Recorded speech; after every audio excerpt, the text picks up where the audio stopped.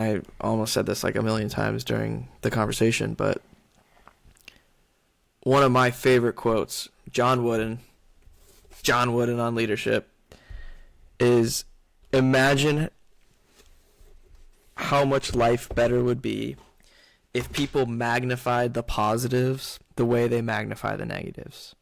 And really that's just saying be grateful for the things that's going on in your world. But I like to use like traffic as an example. Like when you're stuck in traffic on the freeway going 10 miles an hour, this is the worst thing that's ever happened. Like, this is horrible. God, freaking move. Like, I have places to go. Are you ever just driving down the freeway just like at 75 miles an hour, 74, 65 miles an hour, depending on who's driving? But are you ever just driving down the highway just like at a normal pace where there's no traffic going like, woo, goddamn!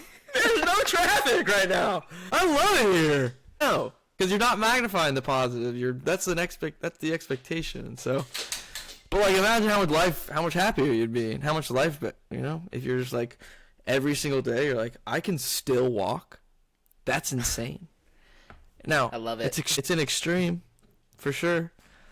And it doesn't need to be the walking thing, because that would be crazy if you just like woke up and you're just like, wait a second. But I got food in the fridge. Let's go. Welcome back, everybody, to Earn Your Couch. My name is Coleman, and this is my big brother, Jacob. And at the end of the day, we're just trying to figure out how to do this whole life thing. And maybe earn the couch a little bit. You should be able to earn the couch a little bit. Yeah, go for a run. Be grateful. It's not a big deal. Bring positive energy. Slap the bag.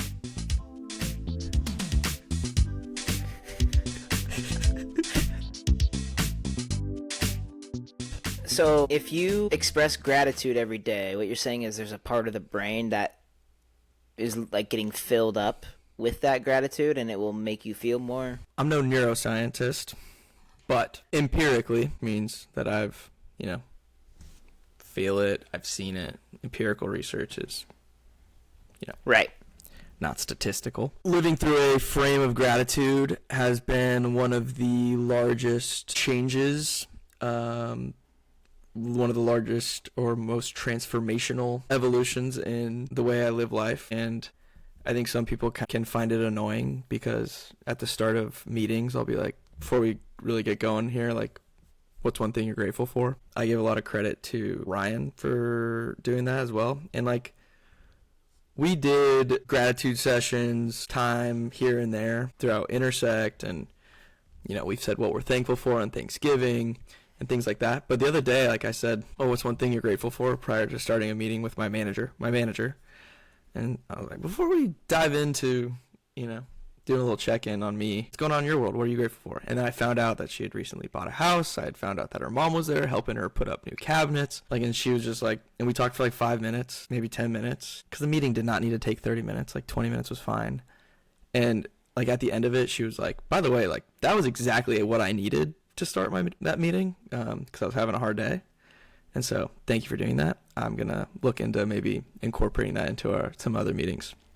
I was like, that's super cool. I don't know if this is true, but one of my friends told me that gratitude, when someone is practicing gratitude, it lights up an area of their brain. And when someone is actively taking on stress, that same area of the brain is activated. And so the way that I look at it, there's a finite amount of space. And so if you're filling that area of the brain with gratitude, there's less room available for stress. And empirically, I can notice, I try to start when I'm like, sitting down and about to start my day, I try to write 3 things down that I'm grateful for. Sometimes it's very obvious things. I'm grateful for good health. I'm grateful for my family. I'm grateful for, having a roof over my head. Just some things that when you're not thinking about it, if it's on the flip side of it and you don't have those things, you notice. It's like when you're sick and you're like, I really wish that I could breathe through my nose. But then the moment you can breathe through your nose again, this is the greatest thing of all time. That's interesting. And so that analogy is really interesting. It's the best. And I think most people are in kind of their own realities where, for the most part, in first world country, there's an abundance of everything. You got food available, you have a house over your head, you have access to social circles and everything like that. But if you look at life on like the flip side, like what's going on in the underground, or I'm thinking of Stranger Things, where it's like the same reality but just on the other side of it. Like, what could life be like? Like, I could go outside, the upside down. Like, I could go outside and my car couldn't start. That would suck. So like, why not be grateful that every day I've showed up and my car has started? That would be a huge pain. And so you can look at all the things that you have, as simple as I have pillows on my bed. I have hot water, in the shower. I have a dog that can keep me company.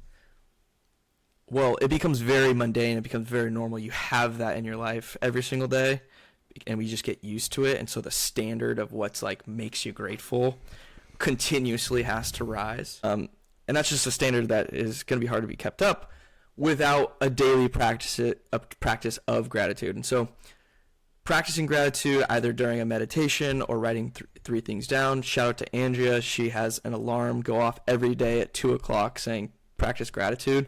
I set up the same alert on my phone. Some days I don't need it because I'm having a great day and I'm already feeling grateful. Other days I'm in the dumps. I'm having a stressful day and that goes off. Bling, practice gratitude. And you just take a second and you're just like, you know what? I'm grateful to have a job.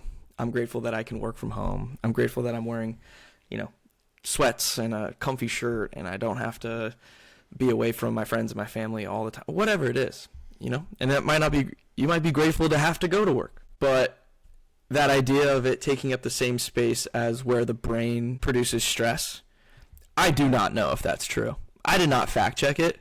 I just kind of want to believe it, and I want that to be a thing in my head, because when I am stressed, having that moment of, let's take a look around us, and the sun is shining, and the house isn't on fire, and for the most part, we've got our health, we've got opportunities. Let's seize the day. But I think so many people wake up and almost choose to have a bad day. And so if you can wake up and choose to have a bad day, just as easily, you can choose to have a great day. Right. And you can look at your problems as things that you need to solve, but like, no one else is going to do it. You got to do it. Those problems usually create learning lessons and evolve your life and evolve your thinking and whatever. So I think from here on out, as a tip of our cap to the importance of gratitude, we should make it a practice that every EYC episode, we start with something that we're grateful for. And it does not have to be complex. It can be just a couple minutes. Hey, I'm grateful that I can get off this podcast and I can smell the food that Jill is cooking. Right. That's awesome. That's awesome. I could wake up, I could be here and I'm like, you know what? I'm grateful that I have 2 arms. Because there's some people who don't have 2 arms and they're like, man, what I would give to have 2 arms. Not to say that their life is less, not to say whatever, but it's just you get used to the things that you have. You become numb to the things that you really can and should be grateful for. But this world of abundance has just made it really difficult to see everything that we have. We expect packages to show up in a day. We expect to be able to stream every single thing that we want. We expect things to be sunshine and rainbows at all times. And so when things get hard, inevitably they do, what do you have to fall on? And I think a regular gratitude practice, asking people what they're grateful for, sparks fantastic conversation. Sometimes it's uncomfortable because it can be an intimate thing. It's in the sauna. It's a great way to talk to the person next to you and just being like, so we're both sitting here sweating our butts off. What are you grateful for? You tend to learn something about the person, good, bad, ugly, that you can relate to, that you can connect with. And they tend to leave the conversation grateful that you sparked that conversation. Yeah, a lot of people aren't practicing it.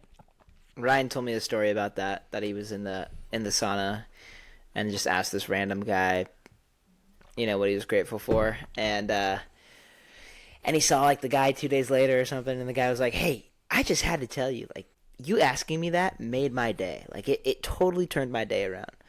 But no, let me ask you this. When did it, what was the turning point for you? Because you say some people might be annoyed by it. Mm-hmm. Like, in your meetings, when did you get to the point where you, fully bought in and went, this is awesome. Like, this does actually really help me?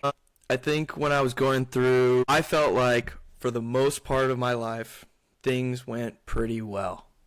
Things have gone pretty well. And in the last couple of years, there's just been different adventures that I've been on and different people that I've met and different people that I've gotten close to, and things changed, I guess, aggressively.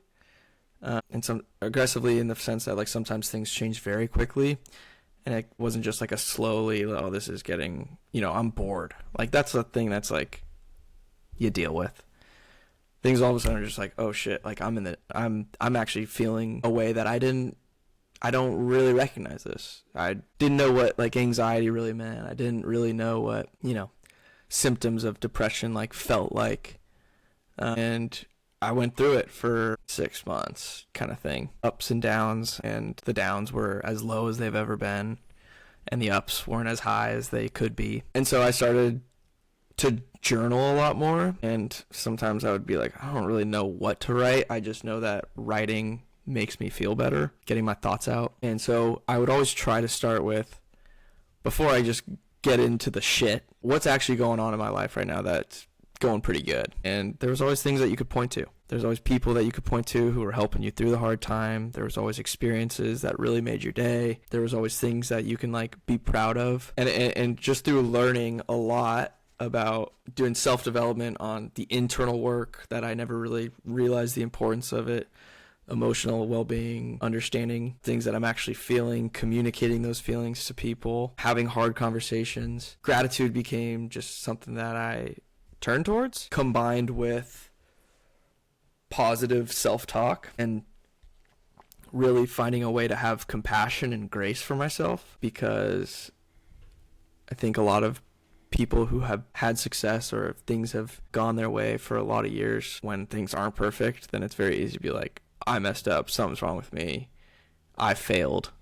And you can beat yourself up about it. But finding that compassion and that grace and being like, I'm human, I'm not perfect, I'm just on this freaking hike that's we call life, and there's going to be dips, and there's going to be ups, and there's going to be downs, and there's going to be people who are higher up on the mountain than me that I'm going to look at and be like, I can't wait to get there. And there's going to be people who are lower than me, and I want to yell and say, watch out for that so that you can get to where I am. I love that hike analogy. Shout out to Ted Scott, the caddy for Scotty Scheffler. He said that one and got hooked into me. That's a good analogy. Yeah, gratitude, self-compassion, grace, and most recently, which we can talk about at another time, is learning how to be more and more present in the world, in your life. That's all to say, and I think it's a great idea that practicing gratitude is a form of earning your couch, because that couch is something that you should be grateful for as well. And when you sit down on the couch at the end of the day, made it, and I'm stoked to be here.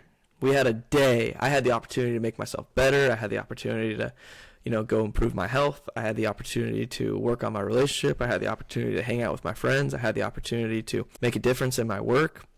Whatever it is, there are people out there who do not have that opportunity. And so sitting down at the end of the day, plopping, as I call it, it's just, I think it's a reminder and it should be a trigger to practice that gratitude as well.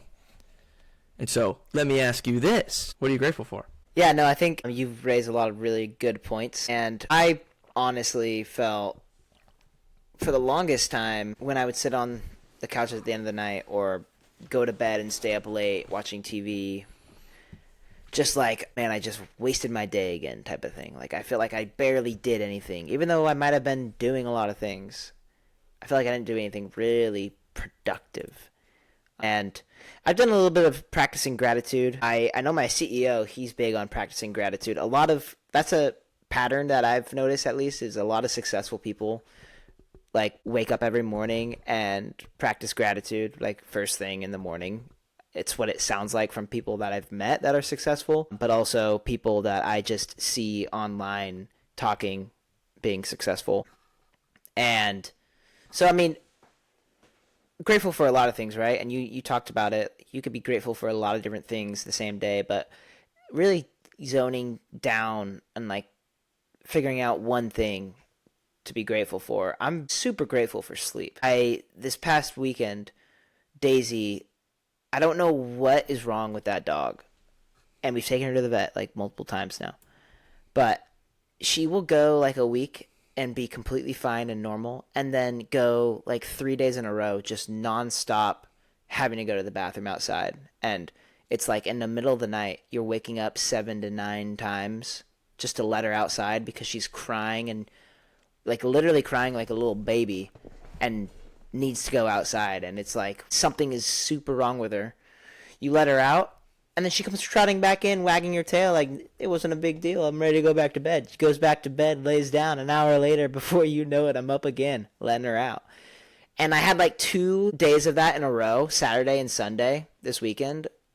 And so did Jill, where we got no sleep at all, and it just ruined the days. You didn't have the energy at all to like really go do a lot of things, or you were just in a shitty mood in the beginning of the morning.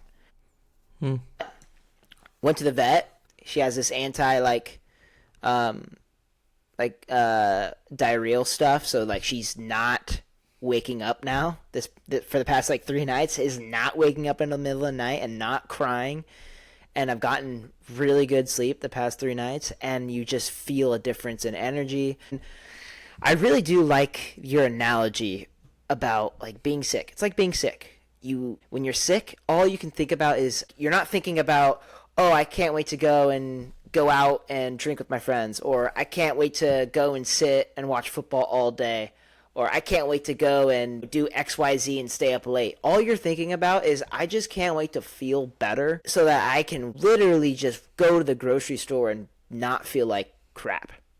Like that, just the basic level of feeling good. And so I appreciate that analogy, because that for me really changed my perception on the whole grateful thing. Because I will be honest with you, I've practiced being grateful multiple times, and I'm not fully bought in. And that's okay, because it's hard to get fully bought in. But that analogy helped me, realize like, yeah, like it is important actually to just be stoked about what you have. And that moment of understanding what you have is going to make you feel better ultimately in that moment. Like, I will be honest, I'm stoked about sleep right now, because I was so out of it for 2 days when I didn't sleep. And it's just a fact. You're just out of it and you feel worse. So yeah, I would say sleep is mine. I know you kind of touched on yours, but if you had to choose today, like right now, what you're currently feeling, you've already talked about a lot of different ones, but what's your gratitude today? Yeah, I'll combo this, but I'm grateful overall. I'll do 2.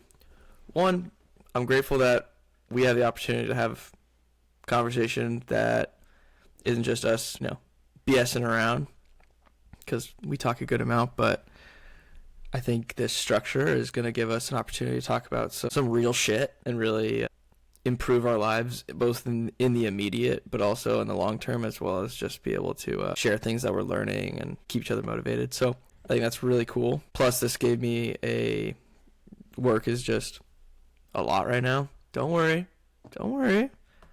I worked out in the morning, but work's a lot, and so this gave me a good break to get my mind off of it and kind of reset. But I think what I'm grateful for today is something that I'm working on is, like I said, giving myself some grace and some compassion, and I'm just generally like proud of myself for the work that I've put in to get better and to work on my health and to better understand who I am, who I want to be, the type of people that I want to surround myself with, the types of things I want to do with my time. And it's going to change and it's going to evolve and all that. But like, I can feel the years of this focus and this effort compound. And I can feel the little lessons start to, they click quicker. And I start to hear, that podcast talking about gratitude. And it's more just like, yep, totally resonate with that. That makes sense. As opposed to being like, what is this? Like, this is crazy. So right. That foundation is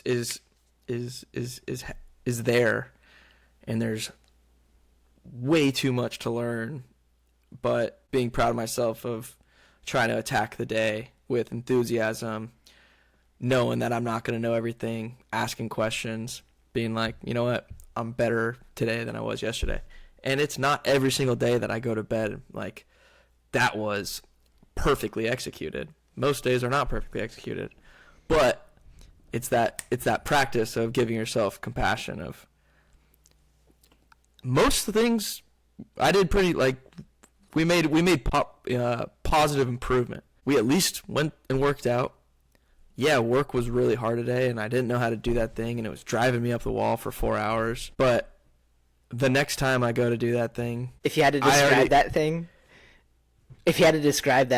that took you 4 hours, obviously back end of Salesforce, so that's something. Right, it's deploying things from sandbox to production and things not working right when you're like, it's the exact same as it's working over there. Why is it not working over here? And there's always just some little checkbox that's just not checked. But yeah, no, I'm in a role right now that every aspect of it is new. You know, it's about 6 months now, but every aspect is new.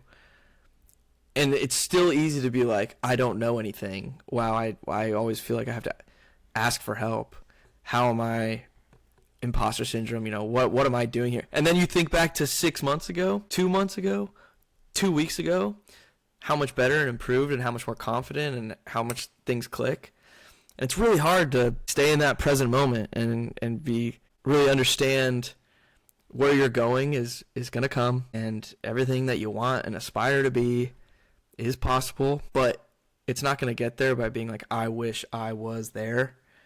It's going to get there by putting in enthusiasm and a positive attitude and really having fun as you go. Cuz I could get hit by a bus tomorrow on a run.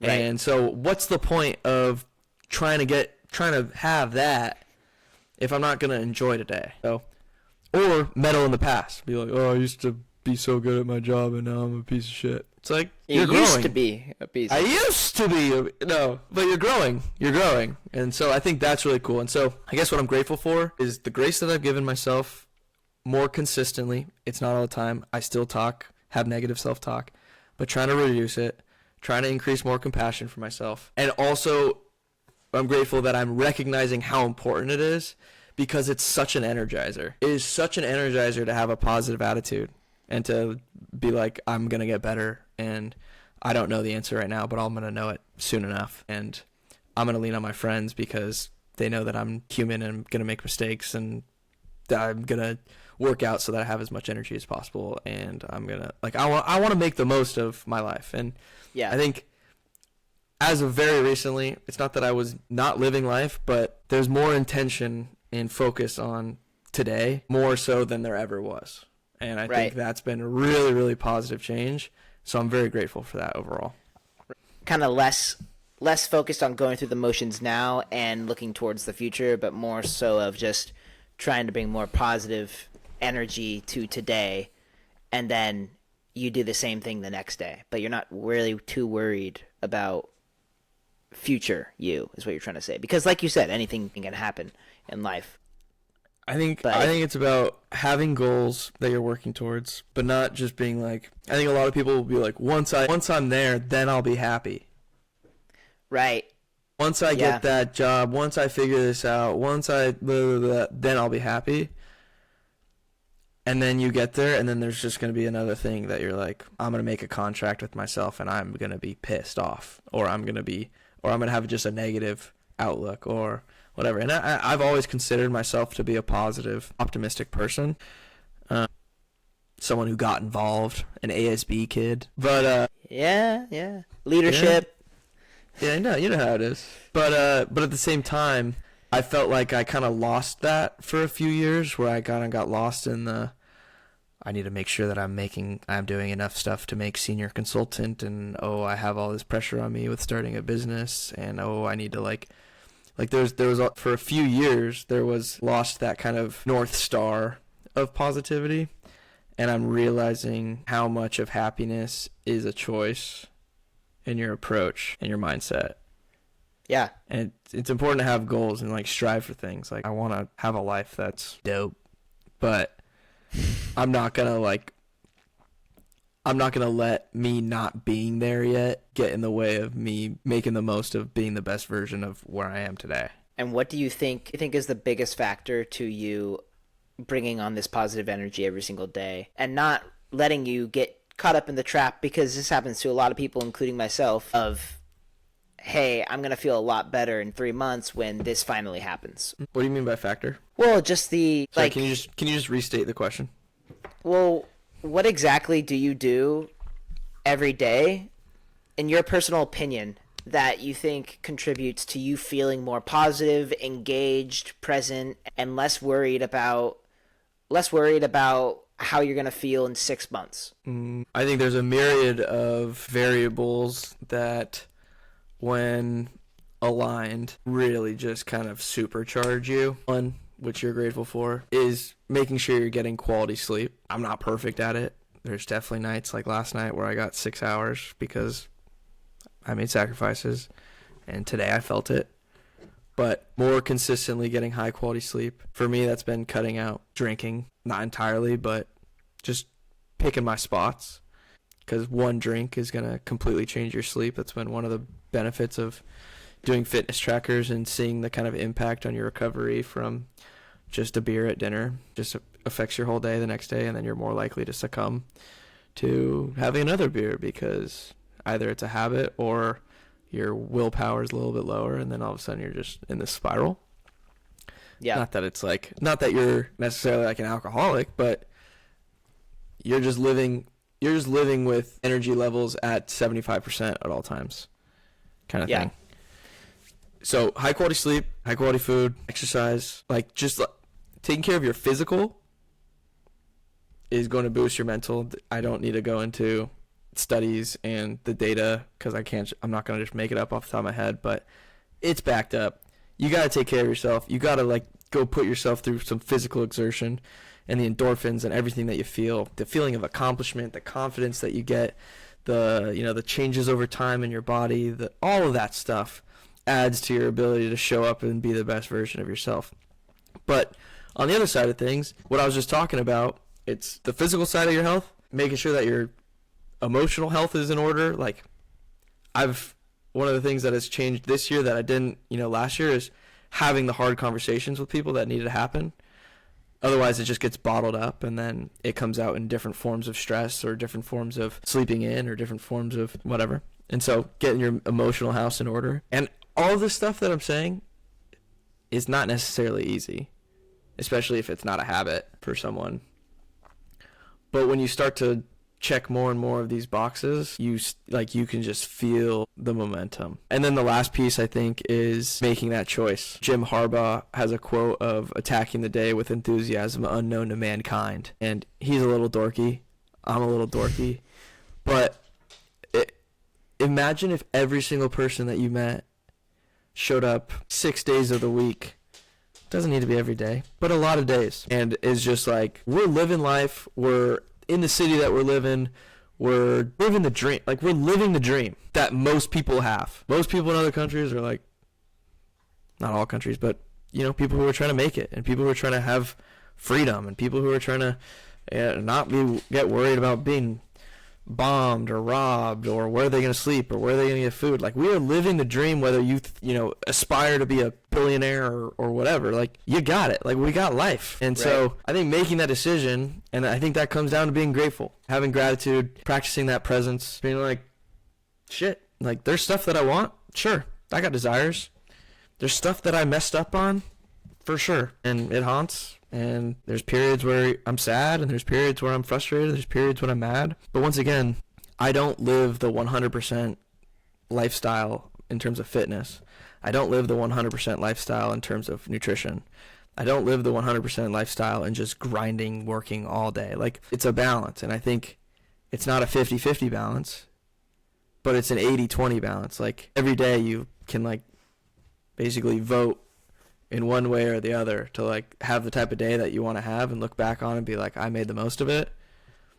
And I think if you're voting 7 days a week and 4 of them are in the positive direction, and you're on a good start. But more likely than not, you probably should have strive for 5, 6, 7 days. let's out of a month, let's call it 27 days are great days. That doesn't mean things don't go wrong, but you focus on what you can control. You're grateful for the things that you got. And you surround yourself with people who are going to illuminate that mindset and that lifestyle. Right.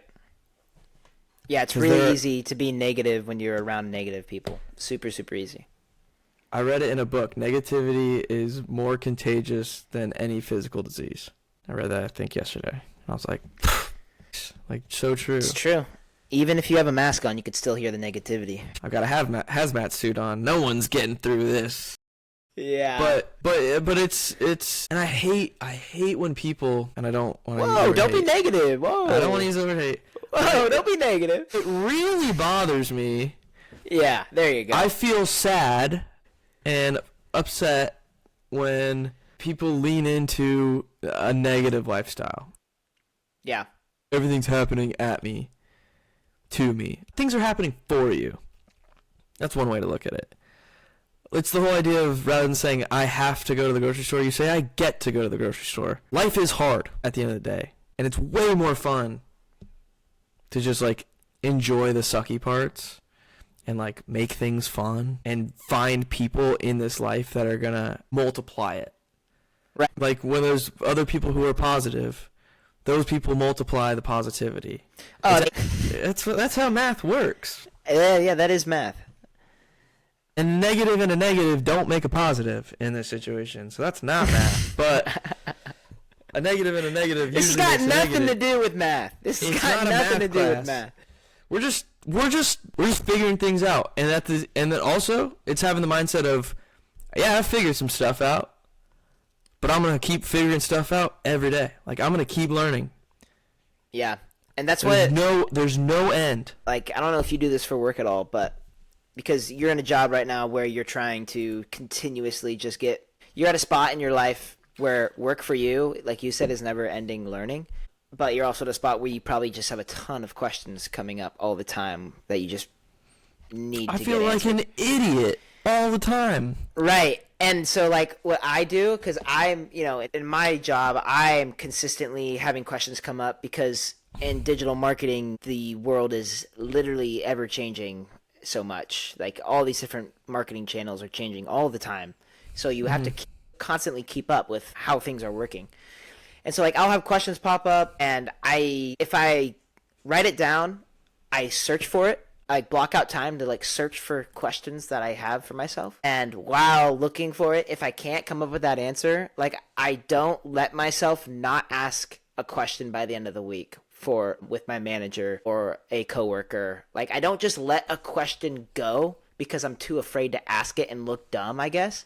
And I used to always do that. That is one of the biggest reasons why school was so annoying for me when I was younger, was because I was too afraid to ask questions. So I didn't know shit. I didn't learn quick enough, right? And being in a working environment now where I'm forcing myself to actually ask the questions, to learn, to figure it out, and then look back on a month and go, wow, look at all the questions I answered in a month. Do you have a running document? It's my notebook. Okay. Yeah. Written notebook. I'm a big writer, writing down into a notebook. Yeah. And you just look back and you're all it's kind of similar to honestly being grateful, but you look back and you go, I made some good progress, honestly. Even though you might be feeling like you're dumb in that moment, or that you didn't make enough progress that day or week. Just not letting yourself skip a question that you have at the end of the week will allow you to get those questions answered. And like you said, learn quicker and continuously learn. And that's something I've implemented over the past couple months now that I've found very helpful. You're going to get better, faster, stronger, quicker than other people because you're willing to admit that you're a human being and you don't know every single answer on this planet. Right. Yeah. And most people are willing to help. They actually, I think I saw a thing, I don't remember exactly what it was, but it had something to do with most people they feel like the value of a relationship, not when you help them, but when you ask for their help. It's more impactful in terms of the way that they view you. Like there's more respect, there's more trust when you're willing to ask them for help. I think it's like the Benjamin Franklin effect or something, because they were talking about. Jamie, can you look that up really quick? Jamie. No, but you are correct. At the end of the day, people have more trust towards somebody who comes directly to them for help, because it ultimately makes them feel like they are an authoritative figure, if that makes sense. And feeling like an authoritative figure is a way to gain respect from people. It's like saying like Mr. to somebody for the first time, like to like your girlfriend's dad. Hi, Mr. That sign of respect. They ultimately respect you a little bit more because you use that word. It's just like asking a question to somebody. You're making them feel more authoritative. Therefore, when someone's more authoritative, they feel more respected. And that sign of respect is there in a relationship. Interesting. I haven't called anyone Mr. in a while. Right, me neither. Hey there, but Mr. That's the example here. The example. Yeah. The Ben Franklin effect is a psychological phenomenon that explains why people tend to like someone more after doing a favor for them. That makes sense. So you Benjamin Franklin effect, huh? Yeah, I believe it's because there was some guy on the other side of the aisle, like in Congress, who they just got along on nothing. But Ben Franklin knew that guy had like a super expansive library, and he went over to him at some point. He's all, "Hey man, like politics aside, I'm curious if you have this book, and like I've been looking for it and I just can't find it anywhere." And then they became best buds.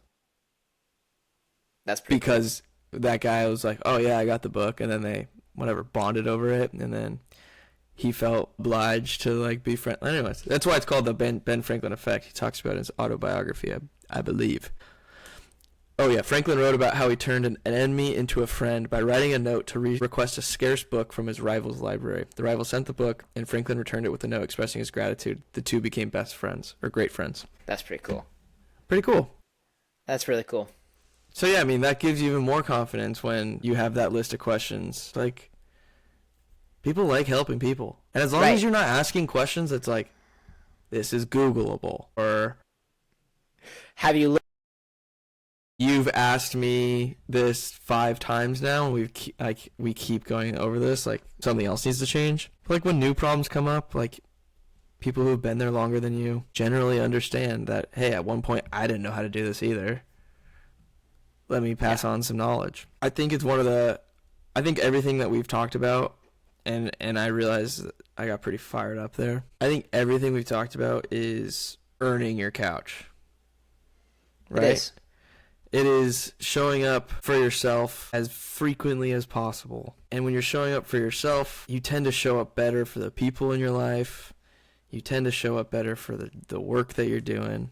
If you don't like the work that you're doing and you're showing up for yourself, that often leads to change, which is then showing up for yourself, which is then showing up for the other people in your life. And so, like, if you're attacking the day with enthusiasm unknown to mankind, and you're present and you're grateful and you're doing your best to, move your body, you're doing your best to take care of the house, and at the end of the day, you plop on the couch at 7:30 p.m. to watch. Like, you're exhausted, you're tired, you're going to bed, fired up to sleep, because it's not like I gotta do it again tomorrow. It's like I get to do it again tomorrow.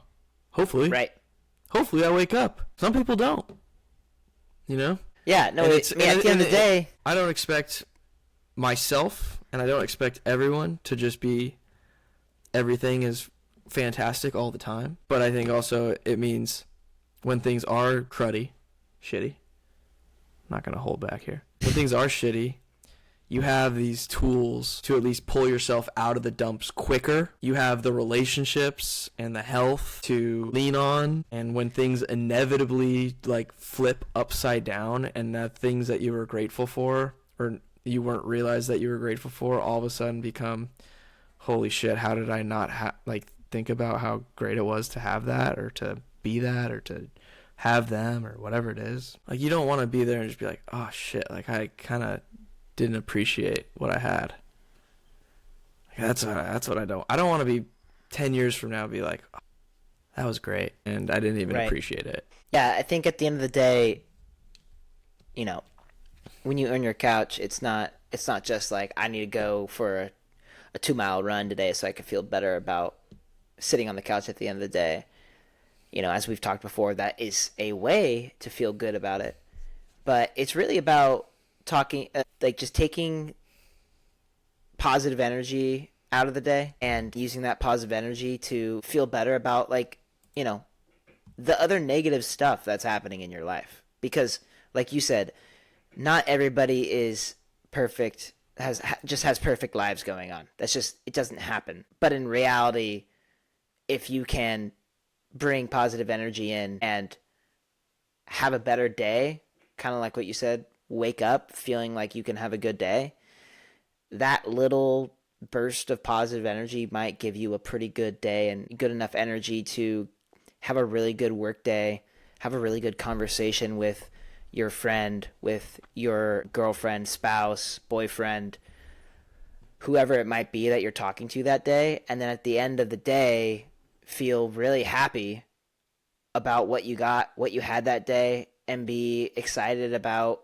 what you can do for yourself the next day. And I think bringing up gratitude today was a fantastic point because, yeah, we should be thankful for what we have. And you should be thankful for the negative experiences you have too, because that's what makes you thankful for the other experiences, right? So you got to experience the shit to really know what you got, you know? And I think that's one of the experiences of the past couple of years. It wasn't all shitty. I had a lot of great times. Life really never got bad. But in my brain, it started to be like, oh, things aren't as great as they once were or they could be. But you learn so much. All the positive, like not all the positives, but so much of the positives in life come through the suffering. Which is why working out is fantastic.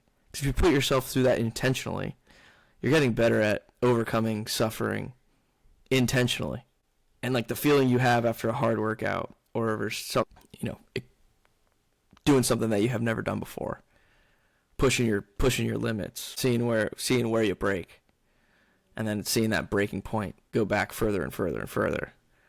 Like that's the shit that just can fire you up. That's the shit that like when outside of the gym or outside of the workout, things start to go wrong, that you have those lessons in your own life. But yeah, no, I know that we didn't really plan on talking about gratitude, and we had some other things that we could have talked about. But I think as we get rolling on this thing, dude, I think this was a passionate conversation that should be a reminder. Oh. I'm genuinely very excited that this is where the conversation went. These are the conversations that I've been having a lot with my circle of friends, and we're all kind of just like breaking out of the matrix, realizing the importance of that. Like we're in it, like we're in life right now. We're on the mountain. The 5 years from now is not the mountain. The accomplishing school was not the mountain. It's all the mountain. We're all on this hike. And the hike, you could slip tomorrow and fall down the hill. Hopefully you're able to get back up, but you might not be able to. So I'm going to freaking dance going up the mountain as much as I can. Sometimes I'm going to be tired. Sometimes I'm going to be sad. Sometimes I'm going to be like, I really wish I had more than I have. But like I said, 80-20 lifestyle. If 80% plus of the time I'm dancing on the way up, you're having a great fucking time. Yeah, I like it. So it was decided right here, right now, on November 13th at 6:36 p.m. Pacific, that we will be starting every episode from here on out with what we're grateful for. And we won't talk about it for an hour, but it'll be a few minutes, 30 seconds. Yeah. Seems like a great way to start.